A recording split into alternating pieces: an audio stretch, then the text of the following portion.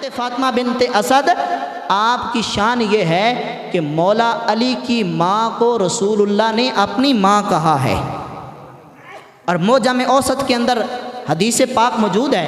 یہ حدیث بڑی غور اور محبت سے سننے والی ہے۔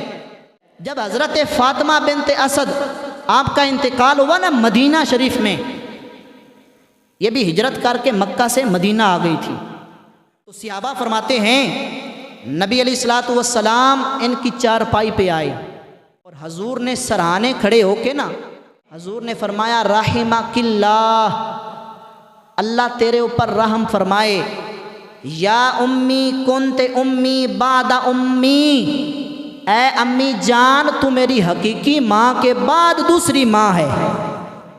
اور صحابہ فرماتے ہیں حضور نے سرانے کھڑے ہو کے پتہ کیا فرمایا؟ حضور نے فرمایا یہ میری وہ ماں ہے جو خود بھوکی رہتی تھی، میں محمد کو کھلایا کرتی تھی۔ یہ چاچی ماں بن کر دکھایا اس چاچی نے جو جناب ابو طالب کی زوجہ تھی اور نبی علیہ الصلوۃ والسلام کی رشتے میں چچی لگتی تھی، انہوں نے حقیقت میں ماں جیسا کردار ادا کیا اور نبی علیہ الصلوۃ والسلام سرانے کھڑے ہو کے اس کا اجر بھی عطا فرما رہے ہیں۔ حضور فرماتے ہیں صحابہ یاد رکھو یہ میری وہ ماں ہے، چاچی نہیں کہا، حضور نے فرمایا یہ میری وہ ماں ہے جو خود بھوکی رہتی تھی، میں محمد کو کھلاتی تھی، پرانے کپڑے پہن کے گزارا کرتی تھی، میں محمد کو اچھا لباس پہنایا کرتی تھی۔ اور صحابہ فرماتے ہیں نبی پاک صلی اللہ علیہ وسلم نے ان کے غسل کا حکم دیا، نبی پاک صلی اللہ علیہ وسلم نے ثم خلع رسول اللہ قمیصہ فالبسها ایاہا، نبی پاک صلی اللہ علیہ وسلم نے غسل کا حکم دیا، جب غسل دیا جا چکا تھا صحابہ فرماتے ہیں حضور نے اپنا قمیض اپنے جسم سے اتارا اور کفن پہنانے سے پہلے اس حضور کے قمیض میں فاطمہ بنت اسد کو لپیٹ دیا گیا۔ اور نبی پاک صلی اللہ علیہ وسلم نے حضرت ابو ایوب انصاری کو اور حضرت عمر کو اور حضرت اسامہ بن زید کو بلایا اور ایک حبشی غلام کو بلایا، فرمایا جاؤ میری امی جان کی قبر بناؤ۔ ہم اس وقت نا مدینے میں قبر جو تھی نا وہ لحد بنایا کرتے تھے۔ لحد وہ قبر ہوتی ہے جس کا پہلے شک کر کے نا اس کو گڑھا کھود کے پھر دائیں جانب قبلہ کی طرف نا اس کی جو دیوار ہوتی ہے نا اس کے نیچے پھر ایک قبر بنائی جاتی ہے، گڑھا کھودا جاتا ہے، اسے کیا کہتے ہیں؟